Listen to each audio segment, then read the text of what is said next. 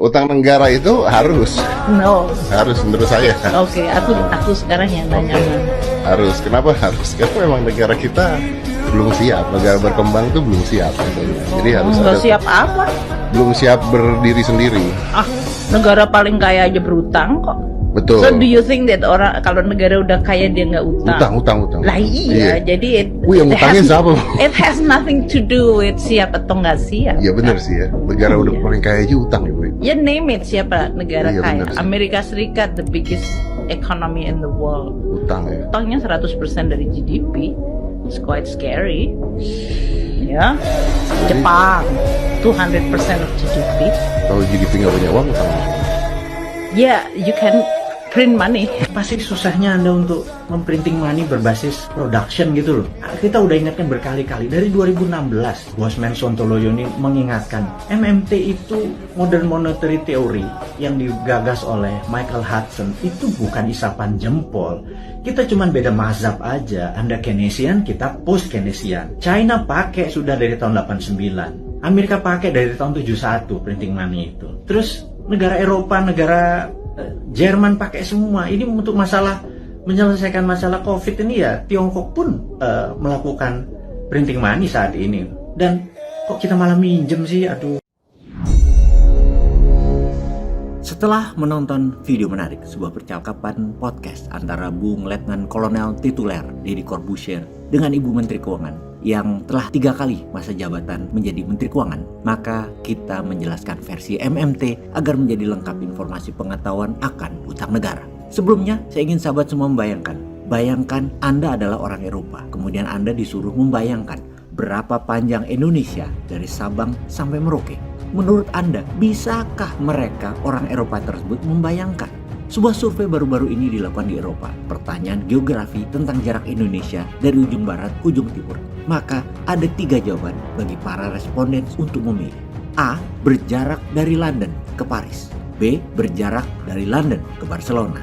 Dan C. Berjarak dari London ke New York. Tahukah sahabat, dari 980 orang yang ditanya hal tersebut kepada warga Eropa di tahun 2021, yang ternyata tidak ada satupun yang menjawab bahwa Indonesia jaraknya dari barat ke timur adalah sejauh London ke New York yang memakan waktu 7 jam perjalanan pesawat. Iya benar, Sabang sampai Merauke kalau menggunakan pesawat memakan waktu jarak jelajah 7 jam sejauh 5.000 km, sama dengan jarak London to New York atau seluas Laut Atlantis luasan Indonesia itu. Indonesia adalah negara besar bukan hanya di perkataan, tapi besar dalam arti sebenarnya. Secara luas wilayah dan lokasi geografi, Indonesia adalah negara besar. Apa yang membuat Indonesia sampai sekarang belum menjadi negara juara atau champion country? Apa yang membuat tingkat kebahagiaannya belum tinggi untuk tinggal di Indonesia? Apa yang membuat Indonesia ranking jauh di bawah atas kemudahan berbisnis atau ease doing business? Baru ranking 70 di dunia ini. Sekarang kita masuk melengkapi penjelasan interview Ibu Menteri versi MMT. Apa yang menyebabkan mata uang rupiah nilainya terus merendah dari tahun 70-an, yang $1 kira-kira 300 rupiahan, sekarang $1 15.500 rupiah, nggak pernah menguat-menguat. Juga di dalam membangun pakai hutang, dan hutangnya semakin membanyak dibanding dengan produk yang dihasilkan dan diekspor. Kalau kita bandingkan dengan negara lain, misalnya dengan Tiongkok, hutang negaranya $4,8 triliun, namun ekspornya $6,3 triliun setahun. Jepang hutangnya $5,5 triliun, ekspornya $5,6 triliun setahun. Indonesia hutangnya $460 billion, ekspornya hanya $268 billion setahun. India hutang negaranya $610 billion, ekspor $400 billion setahun. Indonesia mirip India, bedanya India lebih kaya 3 kali lipat dari Indonesia. Mereka kekayaan nasionalnya $3,4 triliun, GDP nasional Indonesia hanya $1,2 triliun atau $1.200 billion. Amerika hutangnya terbesar di dunia. Betul, sangat setuju dan sangat benar. Hutang Amerika itu kira-kira $30 triliun. Ekspornya 29,9 billion. Namun untuk Amerika gak usah dibanding-bandingkan.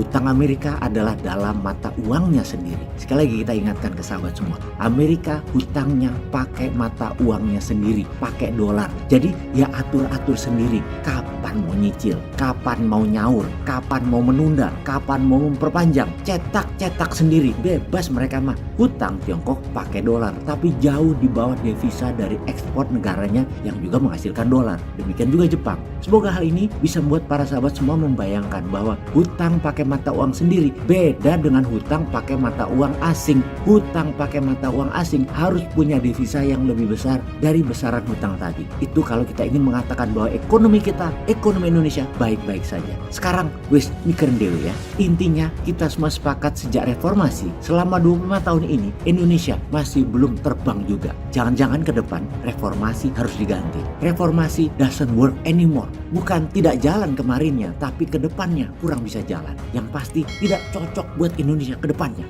Kita review sekarang. Apakah Mas Ganjar masih membahas spirit yang lama reformasi dan spirit kabinet gotong royong dengan tema kedepannya adalah pembangunan berkelanjutan, atau Pak Prabowo bawa perubahan, atau beliau juga bawa pembangunan berkelanjutan menyambung reformasi dan kabinet gotong royong, atau membawa misi perubahan baru? Nggak tahu juga. Atau kita lihat lagi, Mas Anies tuh bawa perubahan berbeda dengan kabinet gotong royong, namun atau masih ala reformasi atau beda dari kabinet gotong royong, beda dari reformasi, nggak tahu juga.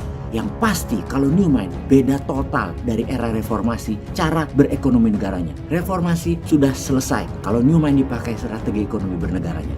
Apa yang kita akan lakukan agar negara kita jadi lebih cepat tumbuhnya lagi? Ekonomi yang meniru Tiongkok yang berbasis produksi, mata uangnya seperti dolar yang berbasis high demand.